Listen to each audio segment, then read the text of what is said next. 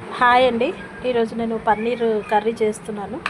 ముందుగా దీనికోసం పన్నీర్ని చిన్న చిన్న ముక్కలుగా కట్ చేసుకోవాలి. ఈ కట్ చేసుకున్న వాటిలో కొద్దిగా పసుపు, కొద్దిగా కారం, ఉప్పు, గరం మసాలా ఈ మూడు వేసుకొని బాగా కలుపుకోవాలండి.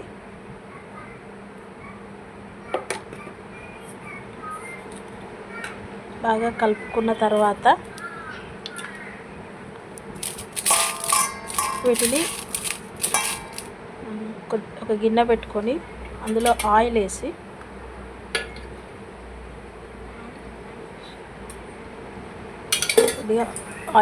వీటిని కొద్దిగా ఫ్రై చేసుకోవాలండి. నూనెలో బాగా మెల్లగా కలుపుకోవాలి, ఎందుకంటే అవి బాగా సాఫ్ట్గా ఉంటాయి కదా, విడిపోతే మెల్లగా కలుపుకొని మళ్ళీ పక్కన పెట్టుకోవాలి. పక్కన తీసుకొని అదే కడాయిలో కొద్దిగా ఉల్లిగడ్డలు అండ్ టమాటాలు, ఒక 2 టమాటాలు కట్ చేసుకొని ఇందులోనే ఒక బిర్యానీ ఆకు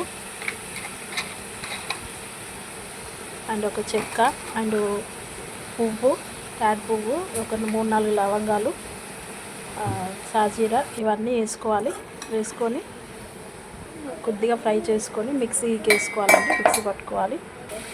అదే కడాయిలో ఇంకో కొద్దిగా నూనె పోసుకొని ఉల్లిపాయలు, కొత్తిమీర, మెంతి చిన్నగా కట్ చేసుకొని ఫ్రై చేసుకోవాలండి. ఫ్రై చేశాక కొద్దిగా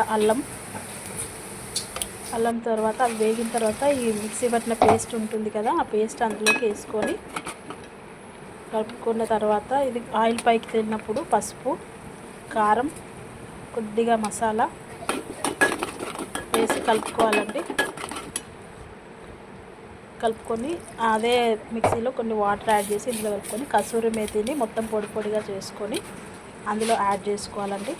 యాడ్ చేసి ఇది మొత్తం ఫ్రై అయ్యాక ఆ పన్నీర్ ముక్కలు వేసి మంచిగా కలుపుకోవాలి. పన్నీర్ వేసిన తర్వాత స్టవ్ ఉంచకూడదండి, ఎందుకంటే పన్నీర్ ఉడికితే టేస్ట్ బాగుండదు, అవి మొత్తం ఉబ్బిపోతాయి.